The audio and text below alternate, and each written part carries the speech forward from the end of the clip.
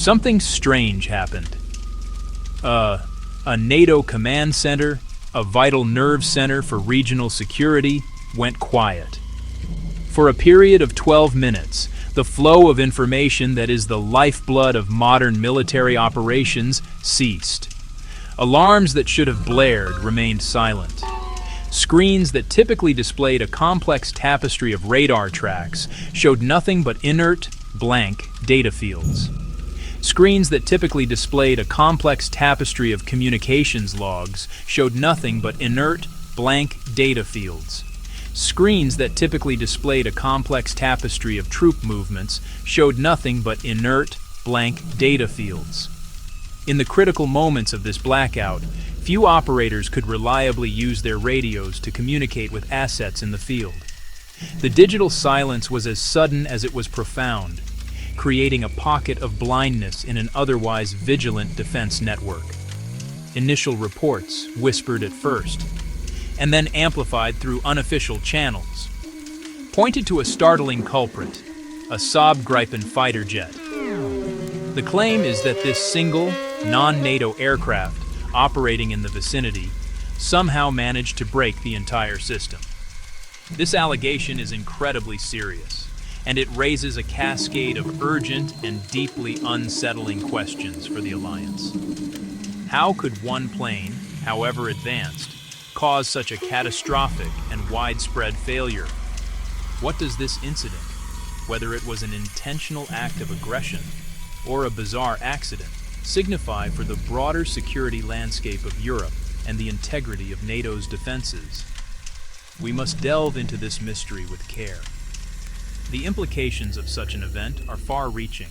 If the claim is true, it represents a new and audacious form of electronic or cyber warfare, one where a conventional platform can be used as a surgical tool to disable a strategic asset without firing a single shot.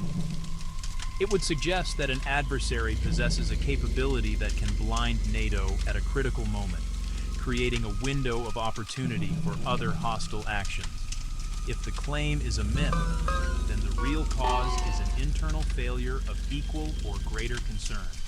A system that can collapse on its own is a system that cannot be trusted when it is needed most. Therefore, we must move beyond sensational headlines. We must heed it. Before we can grasp how a command center might fail, we must first understand what it is and what it does. A command center, or C2, is the brain of a modern military operation. It is a secure, centralized location where leaders oversee a vast and complex battle space. They are the ultimate information hubs, designed to provide situational awareness, a clear, real-time picture across land, air, sea, space, and cyberspace. On the land, in the air, at sea, in space, and in cyberspace. The center connects to a dizzying array of sensors and data sources: ground-based radar, airborne surveillance, satellites, naval vessels, even individual soldiers. Inputs are fused into a common operating picture to see friendly and hostile forces. The center issues orders, coordinating actions into a cohesive strategy. Its complexity is strength and vulnerability, hardware, software, and links where a single flaw can cascade. If that heart stops even briefly, pilots lose guidance, air defenses miss targeting data, ground forces are cut off, the brain goes dark, the body is paralyzed. This is why those 12 minutes are so concerning. To evaluate the claim that a Gripen jet caused this blackout, we must look closely at the aircraft itself. The Saab JAS-39 Gripen is a multi-role fighter developed by Sweden's Saab. It is not a stealth fighter like the American F-35, designed to be invisible to radar. Instead, Gripen emphasizes agility, efficiency, and advanced electronic warfare. Small, fast, remarkably flexible, able to perform air-to-air, ground attack, reconnaissance, and EW. Renowned for sophisticated avionics and data link systems. Designed for net-centric warfare, sharing sensor data to build a fuller picture than any single jet. Heavy reliance on links drives strong protection and potentially disruption of an enemy's communications. One of its lauded features, an advanced electronic warfare suite, sensors and transmitters to detect, identify, and counter. It can jam radars to protect itself and be used offensively. Acting as a flying EW platform, projecting directional energy to confuse and disable systems. This isn't science fiction, it's core to modern air combat, and Gripen is proficient, operated by multiple air forces, making it a familiar presence around European airspace. Built for ease of maintenance and dispersed austere operations, resilient and cost-effective. Especially in the EF, its advanced electronics make it a sophisticated weapon system, bombs, missiles, and the power to fight in signals and data. This is the airframe at the center of the claim.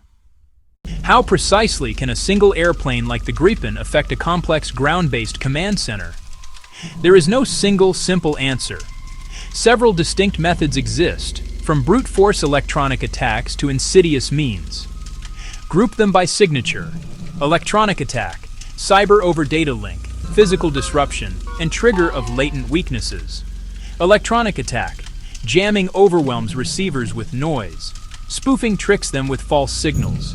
A cyber attack over a data link could exploit software flaws to access internal networks. Physical damage, intentional or accidental, can sever key nodes, or emissions could trigger a pre-existing weakness, pointing to internal negligence. Each method leaves a different trail: RF traces, network logs, material damage, or configuration errors. The invisible attack of jamming and spoofing. Let's look closer at electronic warfare, the art of using the electromagnetic spectrum for advantage. Jamming can precisely hit specific frequencies, spot jamming, or barrage a wide swath, causing widespread disruption. Radios fail, some radars go blank or noisy, pilots lose contact. Chaos. Spoofing injects false signals, ghost targets, or bogus GPS timing, harder to detect than noise. Evidence lives in spectrum data and multi-sensor comparisons. Look for spikes, signatures, and contradictions. An electronic attack is non-lethal but aggressive, a statement of capability to blind and confuse at will. Beyond EW lies cyber attacks and supply chain vulnerabilities, where a jet is a flying computer network. If an attacker finds a data link vulnerability, they could inject malicious code from the sky. Once inside, they could shut systems, corrupt data, or blank displays for 12 minutes and beyond. A cyber breach could leave backdoors, harder to eradicate than a jammer's temporary effect. Hard to execute, requiring deep knowledge, but catastrophic if successful. Thousands of components from worldwide vendors. An adversary could seed a hidden kill switch, a dormant implant activated by a specific signal. No hack, just a trigger. The Gripen's presence could be coincidence, or the key that exposed a long-hidden vulnerability. Moving from speculation to fact means following evidence: jamming, spoofing, cyber, physical, internal fault, each with distinct forensics. Capture spectrum recordings, network logs, hardware damage, and configuration histories, swiftly, methodically, without political pressure. For jamming, find energy spikes on relevant bands coinciding with the outage, corroborated by eyewitness static and triangulated sources. For spoofing, audit logs for time, position jumps, and cross-check independent sensors for contradictions. For cyber intrusion, clone drives and memory. Hunt for unauthorized files, odd traffic, suspicious commands. Even skilled attackers leave a footprint that can reconstruct actions and attribute responsibility. Rushing to blame risks escalation or missing a critical fix. The truth is in the logs, the signals, and the broken parts. Assuming the evidence points to an intentional act by the Gripen, we must ask why. Disabling a NATO command center, even non-lethally, is profound aggression and a geopolitical signal.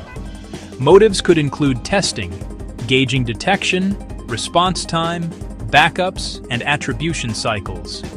Or coercion, warning shots across the bow tied to other disputes.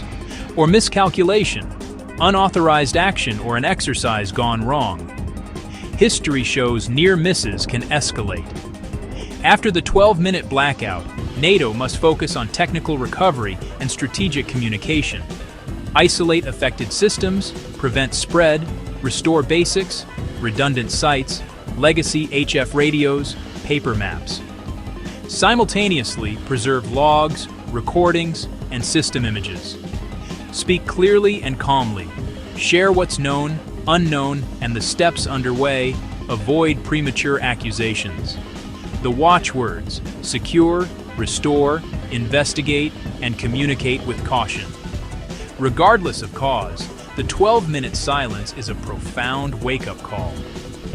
Over-reliance on complex, interconnected systems creates single points of failure to exploit or collapse. Invest in hardening, better hardware and software, resilience to jamming, spoofing, stricter cyber protocols, rapid patching.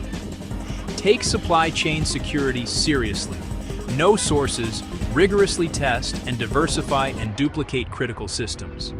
Train operators to function when screens go blank and links fail. Resilience is a mindset and skill. Conflict is shifting to signals, data, and algorithms. NATO must find the truth, fix exposed weaknesses, and build a defense designed to bend, not break. Resilient, adaptable, and trustworthy.